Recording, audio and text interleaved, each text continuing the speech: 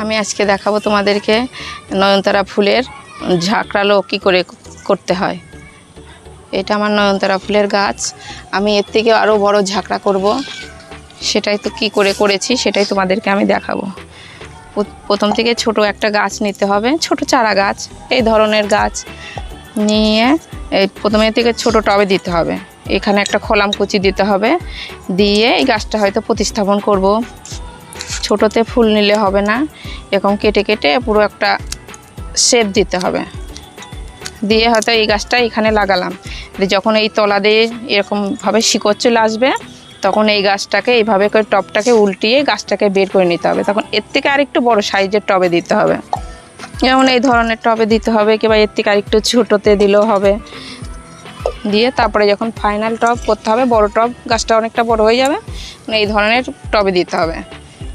দিয়ে তখন গাছটাকে কী করতে হবে, এই যতবার ফুল আসবে ফুলটাকে কেটে দিতে হবে।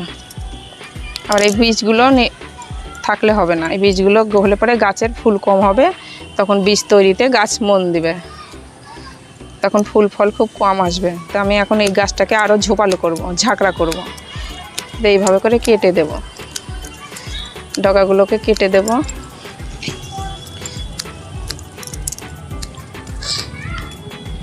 তোমরা অনেকে হয়তো ভয় করবা যে এত সুন্দর গাছটাকে কাটছে, কিন্তু এই গাছটাকে আরও সুন্দর করতে গেলে এটা করতেই হবে।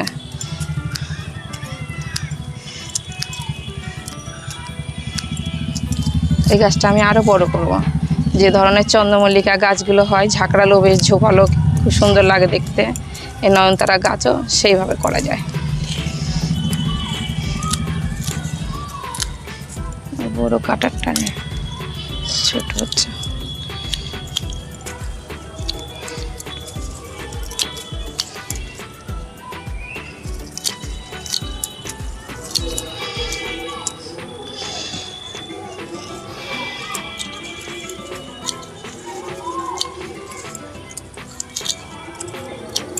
আর ফলের গাছে আমি রাসায়নিক সার খুব একটা ব্যবহার করি না, তবে ফুল গাছে রাসায়নিক সারটাই দিই, বেশি ভালো হয়।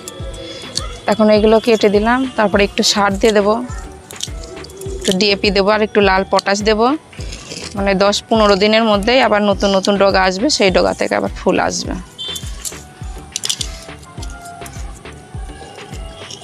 আমার গাছটাকে কাটা হয়ে গেল। যেভাবে শেপ চাইছো সেভাবে একটা শেপ দিতে হবে গাছকে। সুন্দর একটা শেপ দেওয়া হয়ে গেল।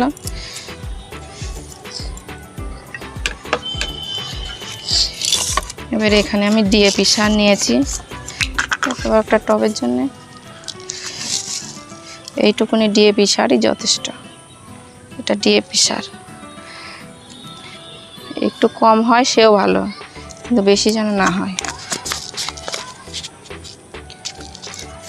আর এটা লাল পটাশ সার, পটাশিয়াম, এইটুকুনি দিলেই হবে।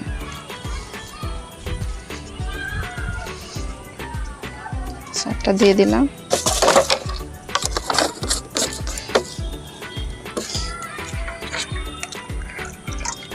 এবার জল দিয়ে দেবো।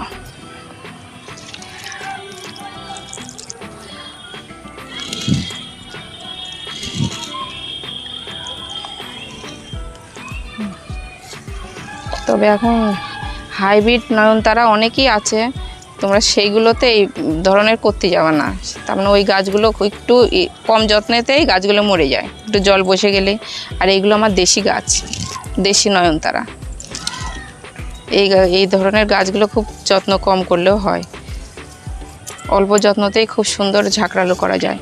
আর যখন এই গাছটা যখন আরও অনেকটা বড় হয়ে যাবে, তারপরে এই রকমের 3টে কাঠি নিতে হবে, 3টে হোক 4টে হোক, সেটা তোমাদের আমি পরের ভিডিওতে দেখাবো, তাও একটু বলে দিচ্ছি। এই ধরনের 4টে কাঠি দিয়ে এইভাবে করে গুজে দিতে হবে। 4টে কাঠি ঠিক মাপে গুজিয়ে দিতে হবে। কাঠিটাগুলো আমি এখন তুলে নেব, তোমাদেরকে দেখানোর জন্য আমি কাঠিগুলো গুছছি। বেশ একটু এইভাবে করে গুছতে হবে। গাছটা যখন আরও অনেকটা বড় ঝাঁকড়া হবে, এই 4টে এইভাবে কাঠি দিয়ে গোজা দিয়ে তারপরে এরকম সুতলি নিতে হবে।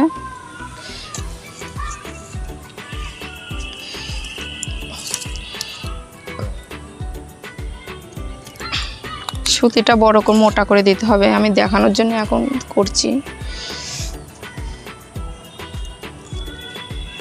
গাছটা যখন অনেক এইটাতে চলে আসবে, ঝাঁকড়ালো হয়ে যাবে, তখন এটাকে একেবারে ঘুরিয়ে একটা করে সুতোর ব্যাট দিয়ে দিতে হবে, এইভাবে করে দিয়ে দিতে হবে।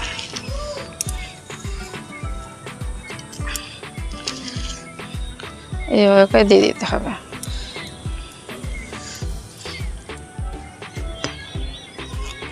এইভাবে দিয়ে দিলাম। সুতিটা এখন আমি খুলে নেব। এবার এই গাছটা হয়তো একদিকে হেলে চলে গেছে, তখন এই ভিতর থেকে দুটো একটা ডাল নিয়ে এসে এইভাবে করে টেনে নিয়ে এসে এর সঙ্গে একটা সুতলি দিয়ে আবার বেঁধে দিতে হবে। এটাকে যখন আবার একটু করে দিতে হবে, তাহলে ভালো হবে। আর এগুলো এত বড় বড় নিতে হবে না, কাঠিগুলো আর একটু ছোটো নিতে হবে, তাহলে গাছটা দেখতে খুব সুন্দর লাগবে। আর এই সারটা দিতে হবে 15-16 দিন পর পর একদিন দিতে হবে। আর মাঝে সাঝে একটু খোল পচা জল। সুতলিগুলো আমি এখন খুলে নিলাম, তোমাদেরকে দেখানোর জন্য দিলাম। হয়ে গেল আমার রেডি করা, এটা হয়ে গেল। এবার এই গাছটাকেও কাটাই ছাটাই করব। এটাও দেশি গাছ, দেশি নয়নতারা। ফুল ফোটা একটু কমে গেছে, কিছুদিন আগে অনেক ফুল ছিল, এখন গাছে বীজ হয়ে গেছে, যে বীজগুলো হয়ে গেছে। বীজগুলো হলে পরে ফুলের এইটা কমে যায়, ফুলটা কমে যায়। যে আমি গাছগুলো এর থেকেও তো ঝোপালো করব, তার জন্য এখন এই গাছটাও আমি কাটবো। এখন বীজ হয়ে গেছে।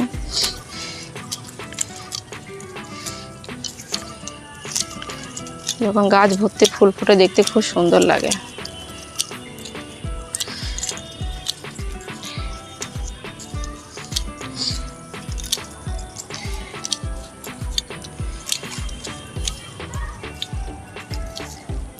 যারা নতুন বাগানি গাছ, যারা ছাদ বাগান শুরু করবা, তারা এই নয়নতারা, দেশি জবা, এগুলোর যত্ন খুব কম।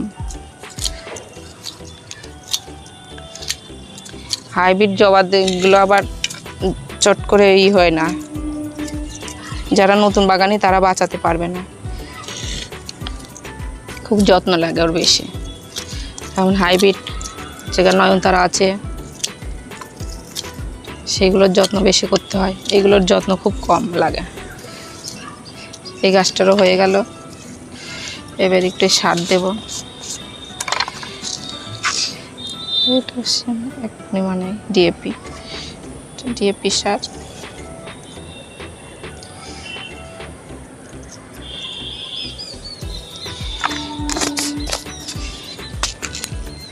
এটা দিলাম লাল পটাশিয়াম।